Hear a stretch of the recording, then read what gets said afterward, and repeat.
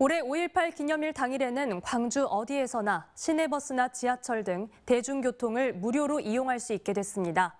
20년 넘게 따로따로였던 5.18 관련 조례가 하나로 통합되면서 가능해진 건데요. 뿐만 아니라 각종 5.18 사업에 대한 감시와 견제도 내실 있게 진행될 수 있을 걸로 보입니다. 김영찬 기자의 보도입니다. 지난해 5.18 민주화운동 기념일 당일에는 36만 4천여 명이 시내버스와 지하철 등 대중교통을 이용했습니다. 올해는 5.18 기념일에 대중교통 요금이 무료입니다.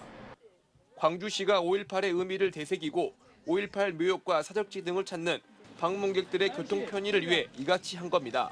5.18만큼은 5.18에 대한 정신과 그러한 부분들을 다시 한번 좀 되새기면서 하루를 좀 기념하기 위해서 무료 대중교통 이용의 날로 그렇게 지정해서 운영할 계획입니다.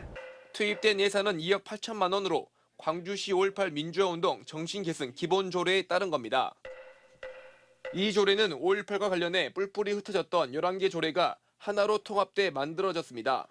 이로 인해 5.18 기념 사업에 대한 견제와 감시도 강화됐습니다. 5.18 사업 예산 심의를 강화하기 위해 기존 3단체 중심이었던 5.18 기념사업위원회를 없애고 5.18 정신계승위원회를 새로 만들었습니다. 외부 전문가를 늘려 정신계승위원회 사업 전반에 대한 심의와 자문권을 부여해 기관 간 역할을 분명히 했습니다.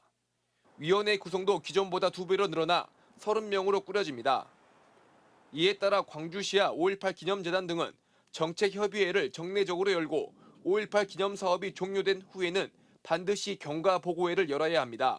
정신계승위원회를 통해서 입안과정, 추진과정, 평가과정, 의회가 다 하지 못했던 견제와 감시 기능을 어느 정도 수행할 수 있을 것이라고 봅니다.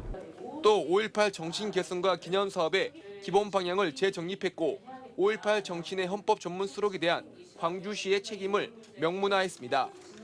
기존 조례들이 포괄하지 못했던 진상규명과 왜곡 대응을 위한 규범도 마련했습니다. 다만 5.18 희생자 유족과 시민단체의 의견이 엇갈린 옛 망월묘 안장 범위에 대해서는 수기 과정을 거쳐 세부 규칙을 마련하기로 했습니다. MBC 뉴스 김영창입니다. 언제 어디서나 내 손 안의 뉴스. 광주 MBC 뉴스 유튜브 구독으로 함께하세요.